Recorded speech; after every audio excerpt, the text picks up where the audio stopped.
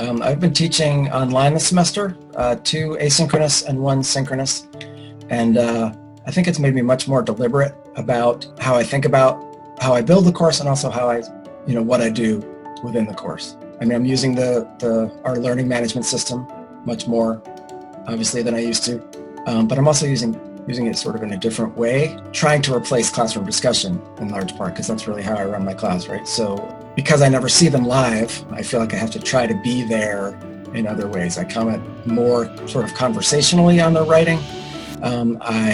When I record my sort of brief lecture videos, I try to be really, present, if that's the right word, so I can be more like I am in class normally, or abnormally in my case. And I think a really important thing, just from talking to students and talking to my colleagues, that I found is that you want to try to keep them from feeling like they're sort of part of this educational industry production line, which can happen, I think, in online teaching, but it really doesn't have to.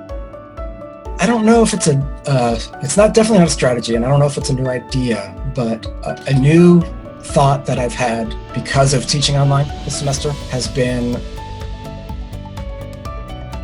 it sounds silly, but realizing that my students have lives. When I was in school, and I think now still too much, instructors think of students as just, they don't exist until they walk in your door and they stop existing when they leave. And realizing I think just because of the logistics of online learning, you see their lives behind them, right? If you get to talk to them over Zoom or whatever.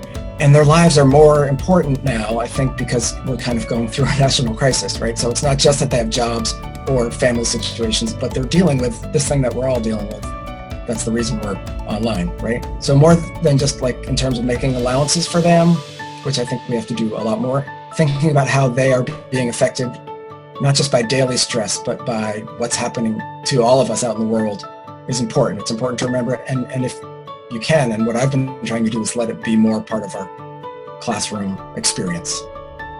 So I think the book does this well. I'm trying to do it in classes, like get students to see why what they're doing matters, right? And I think that's actually kind of an implicit argument in all writing instruction, maybe, but certainly and sometimes it's even explicit in 50 essays, the idea that this is important stuff, right? It doesn't have to be always serious, but it's important stuff because it's you trying to figure out the world. It's other people trying to figure out the world and your experience of it.